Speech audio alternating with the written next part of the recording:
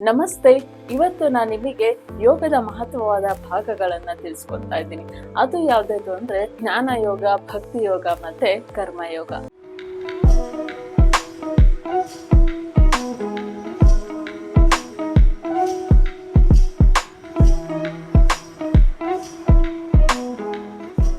ಮೊದಲನೆಯದಾಗಿ ಜ್ಞಾನ ಯೋಗ. ಜ್ಞಾನ ಯೋಗದಲ್ಲಿ ಬೆಳಕು ಹೇಗೆ ಬಂದು ಕತ್ತಲನ್ನ ದೂರ ಮಾಡುತ್ತೆ, ಹಾಗೆ ಜ್ಞಾನ ಬಂದ ಕೂಡಲೇ ಅಜ್ಞಾನವು ದೂರ ಆಗುತ್ತೆ. ಜ್ಞಾನ ಯೋಗ ಎಂದರೆ ಅರ್ಥ ನಮ್ಮ ಆತ್ಮದ ಅರಿವು ಮತ್ತೆ ತಿಳುವಳಿಕೆಯನ್ನು ಮೂಡಿಸಿಕೊಳ್ಳೋದು, ಹಾಗೆ ಆತ್ಮದಿಂದ ಅಹಂಕಾರವನ್ನು ಬೇರೆ ಮಾಡೋದು. ಜ್ಞಾನ ಯೋಗದ ಮುಂದಿನ ಹಂತ ಏನು ಅಂದ್ರೆ ಸತ್ಯ ಯಾವುದು ಯಾವುದಲ್ಲ ಅನ್ನೋದನ್ನ ತಿಳಿಸ್ಕೊಡುತ್ತೆ. ನಿಮ್ಮ ಆಲೋಚನೆಗಳು ಮತ್ತು ಭಾವನೆಗಳು ಹೇಗೆ ಬರುತ್ತವೆ ಹೋಗುತ್ತವೆ ಎಂದು ಗಮನಿಸಿ, ಆಗ ನಿಮ್ಮ ಜೀವನದಲ್ಲಿ ಅಹಂಕಾರವನ್ನು ದೂರ ಮಾಡಿ ಪರಿಶುದ್ಧ ಜ್ಞಾನವನ್ನು ಪಡೆದುಕೊಳ್ಳಿ. ಭಕ್ತಿ ಯೋಗ ನಾವು ಶಿವನಿಗೆ ತೋರಿಸುವ ಪ್ರೀತಿ, ಹಾಗೆ ಪ್ರೀತಿಯ ಮೂಲಕ ಸತ್ಯವನ್ನು ಸಾಕ್ಷಾತ್ಕರಿಸಿಕೊಳ್ಳುವ ಒಂದು ಪರಮ ಮಾರ್ಗವೇ ಭಕ್ತಿ ಯೋಗ.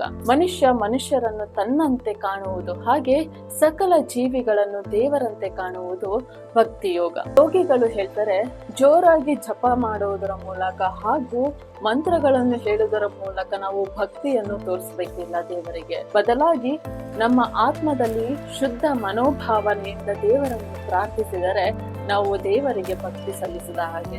ಹಿಂದೂ ಧರ್ಮದಲ್ಲಿ ಭಕ್ತಿ ಯೋಗವು ಒಂದು ಧಾರ್ಮಿಕ ಆಚರಣೆಗಳಲ್ಲಿ ಒಂದಾಗಿದೆ. ಭಕ್ತಿ ಯೋಗದಲ್ಲಿ ಜಾತಿ, ಧರ್ಮ, ಮಹಿಳೆ, ಪುರುಷ ಅಂತ ಯಾವುದೇ ಸೀಮಿತ ಇಲ್ಲ. ಬದಲಾಗಿ ದೇವರಿಗೆ ನೇರ ಭಕ್ತಿ, ಪ್ರಾಮಾಣಿಕತೆ ಹಾಗೂ ನಿಯಮಗಳ ಪಾಲನೆ ಮಾಡೋದ್ರ ಮೂಲಕ ಅದು ಎಲ್ಲಾ ಆಚರಣೆಗಳಿಂದ ಶ್ರೇಷ್ಠವಾದ ಆಚರಣೆ ಅಂತ ಹೇಳ್ತಾರೆ. ಕರ್ಮಯೋಗ ಎಂದರೆ ಕೆಲಸ, ಕಾರ್ಯ ಮತ್ತೆ ಕಸುಬು ಅಂತ ಅರ್ಥ ಬರುತ್ತೆ. ನಾವು ಮಾಡುವ ಕೆಲಸದಲ್ಲಿ ಸಕ್ಸಸ್ ಅನ್ನ ನಾವು ಕಾಣದೆ, ಅಂದ್ರೆ ಎಕ್ಸ್ಪೆಕ್ಟ್ ಮಾಡದೆ ನಮ್ಮ ಪ್ರಾಮಾಣಿಕದಿಂದ ನಾವು ಕೆಲಸವನ್ನ ಮಾಡಬೇಕು ಅನ್ನೋದನ್ನ ಕರ್ಮಯೋಗ ತಿಳಿಸ್ಕೊಡತ್ತೆ. ಹಾಗೆ ಕರ್ಮಯೋಗ ಒಂದು ನಿಸ್ವಾರ್ಥದಿಂದ ಕೆಲಸ ಮಾಡೋದು, ಕೆಲಸದಲ್ಲಿ ಸರಿಯಾದ ಮನೋಭಾವ ಹಾಗೂ ಕೆಲಸವನ್ನು ಧರ್ಮದಂತೆ ಪಾಲನೆ ಮಾಡಬೇಕು. ಹಾಗೆ ಕೆಲಸದಲ್ಲಿ ನಾವು ಮಾಡುವ ಯಾವುದೇ ಕೆಲಸದಲ್ಲಿ ಸಕ್ಸಸ್ ಮತ್ತೆ ಫೇಲ್ಯೂರ್ ಅನ್ನೋದು ಕಾಮನ್ ಆಗಿರುತ್ತೆ. ಅವೆರಡನ್ನ ನಾವು ಒಂದೇ ರೀತಿಯಲ್ಲಿ ಅಕ್ಸೆಪ್ಟ್ ಮಾಡಿಕೊಂಡು ನಾವು ಮಾಡುವ ಕೆಲಸದಲ್ಲಿ ಶ್ರಮವನ್ನು ಪಟ್ಟು ಪ್ರಾಮಾಣಿಕತೆಯಿಂದ ಇದ್ರೆ ನಮಗೆ ಕರ್ಮಯೋಗವು ಒಲಿಯುತ್ತೆ. ಕರ್ಮಯೋಗದಲ್ಲಿ ಹೇಳ್ತಾರೆ, ನಾವು ಕೆಲಸದಲ್ಲಿ ಮಾತ್ರ ನಮ್ಮನ್ನ ನಾವು ಇಂಪ್ರೂವ್ ಮಾಡ್ಕೊಳ್ಳೋದಷ್ಟೇ ಅಲ್ಲ, ನಮ್ಮ ವೈಯಕ್ತಿಕವಾಗಿಯೂ ಕೂಡ ನಾವು ಬೆಳವಣಿಗೆಯನ್ನು ನಾವು ಗಮನಿಸಬೇಕು. ಹಾಗೆ ನಾವು ಕರ್ಮಯೋಗದಲ್ಲಿ ಸಾಧನೆ ಮಾಡೋಕ್ಕಾಗೋದು. ಹಾಗೆ ಇದು ಒಂದು ಜೀವನವನ್ನು ಬದಲಾಯಿಸುವ ವಿಧಾನ ಅಂತಾನೆ ಹೇಳ್ಬೋದು.